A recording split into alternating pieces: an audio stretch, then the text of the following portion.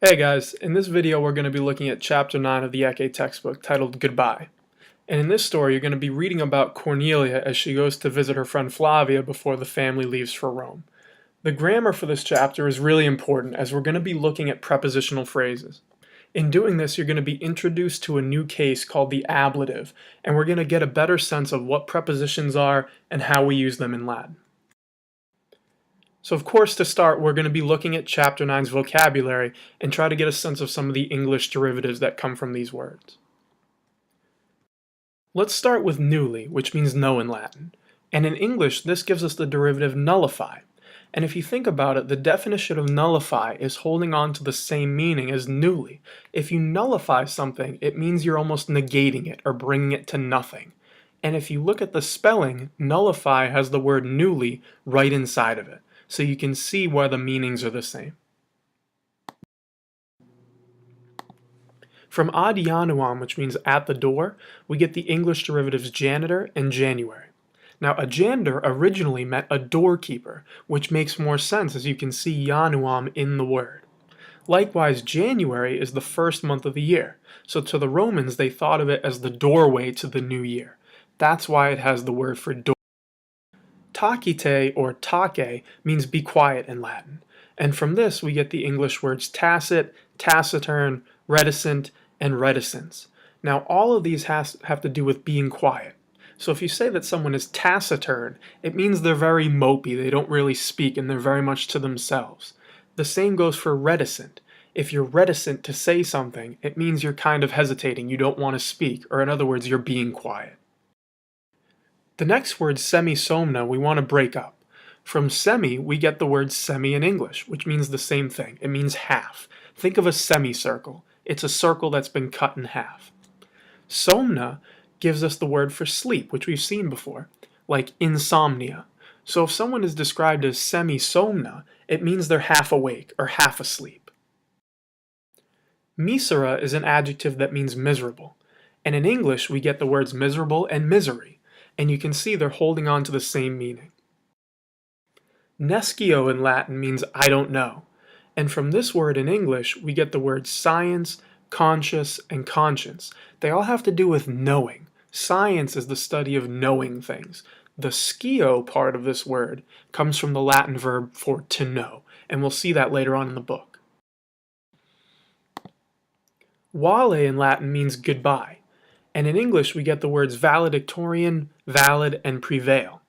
And if you think back a couple chapters ago, we saw the word salve, which means hello in Latin. And I told you that a salutatorian was the person who gives the opening or the hello greeting speech at a graduation. The valedictorian is the opposite. They're the person who gives the goodbye speech, and you can see the word vale right in the word valedictorian. They're giving a speech and literally saying goodbye to their class. Mite means send in Latin, and from this word we get in English admit, permit, emit, transmit, and omit, and they all have to do with sending something. So if you think about the word emit, so for instance if something is emitting an odor, it means it's giving off an odor, or sending out is literally what it means in Latin. Likewise, if you transmit something, it means you're sending it across something. So think about a radio transmitting a signal. It's sending it across the airwaves. That's what the mit part in these words means. It means tenet means he or she has or holds. And in English, this leads to derivatives like tenable, tenacious, tenure, tentacle, and continent. So if you think about a tentacle on an octopus, it's something that it grabs or holds with. Just like the word tenable means able to be held.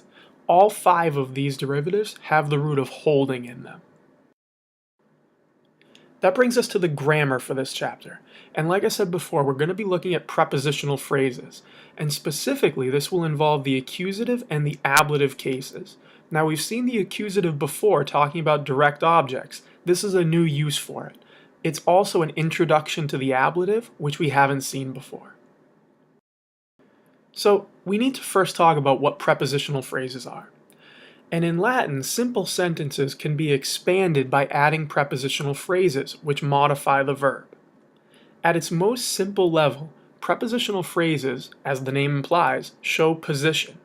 So you want to think of words like on, above, beside, or under. All four of these words are prepositions. They're showing you the position of something. Now, a prepositional phrase needs two pieces. It needs the preposition, and it also needs a noun. In Latin, that noun is going to be one of two things. It'll either be in the accusative case or the ablative case. And we're going to go into exactly what that means and how we know when to use each case. So to start, let's think of a house.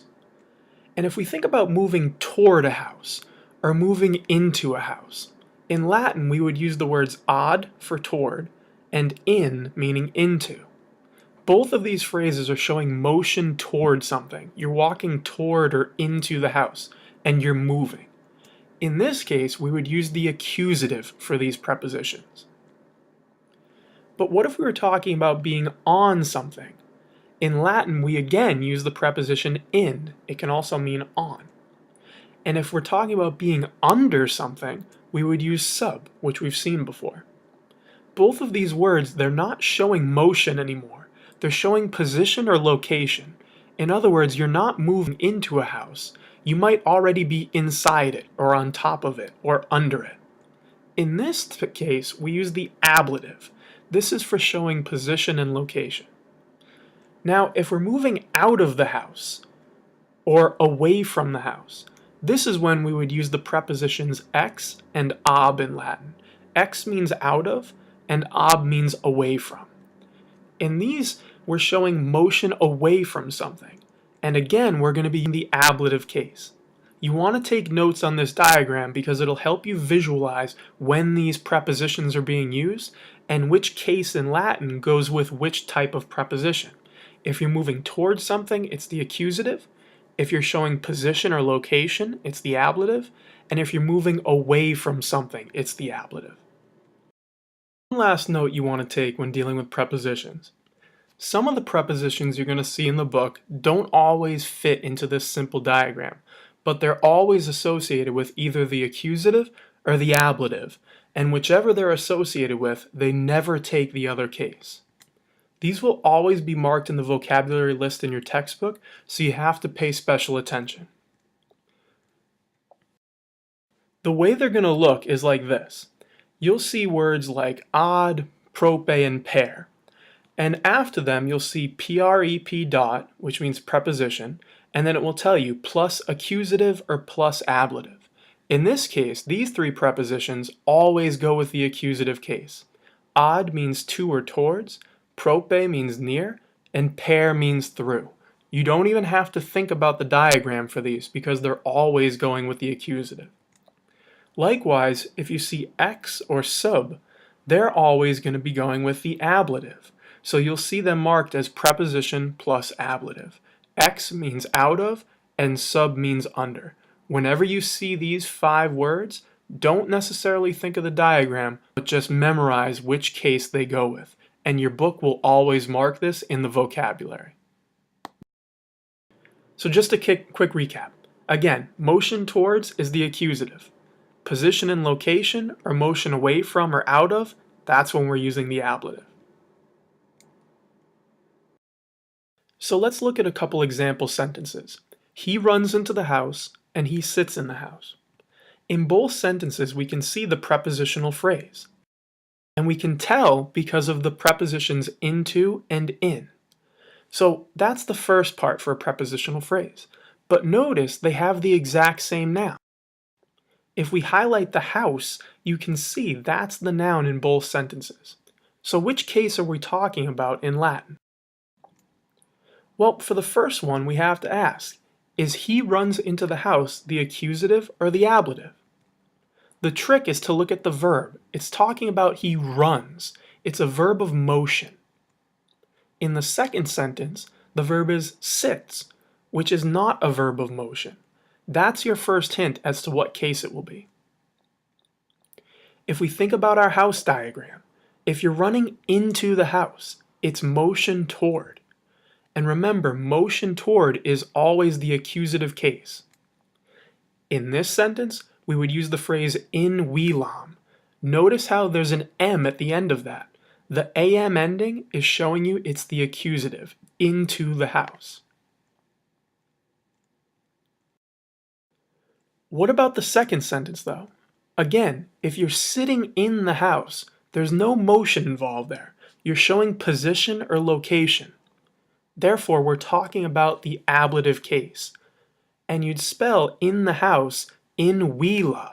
Notice the spelling. It's a long A and there's no M there.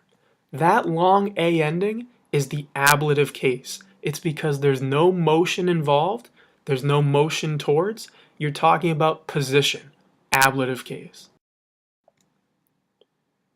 So next we want to come back to the cases and declensions because we have a few more to add to it. So we're going to be looking at our noun ending chart one more time. So just a quick recap. We've seen the declensions, and we've also seen the nominative and the accusative. Now we want to add in these extra cases that we've met the past couple chapters. Those would be the ablative and the vocative. The vocative we can see here. Remember, it's the exact same spelling as the nominative, except in the second declension singular. Now take a look at this ablative case. You'll notice it has some different endings, but look at the first declension. The ablative singular is an A, which makes sense because the first declension has A in almost all of its endings. Take a look at the second and third declensions. Don't get confused by the vocative here. In the second declension singular, the vocative is a short E. That's the same ending as the third declension ablative singular. But you'll never get confused by this if you remember their function in the sentence. The vocative is always used when you're addressing someone. If you can remember that, you'll never confuse it with the ablative, even though they have the same ending. Look at the plural for the second and first declension ablative. They both end in is. Again, this is something you don't want confused on. Even though it's the same ending, you have to think about the word and determine what declension it's part of. Take a look at that first declension ablative and vocative. They're both the letter A, but look at the long marks. The ablative is a long A. This is why it's important to keep track of long and short vowels. Otherwise, you might get confused. But again, remember, the vocative is always when you're addressing someone, so hopefully you won't get confused by this.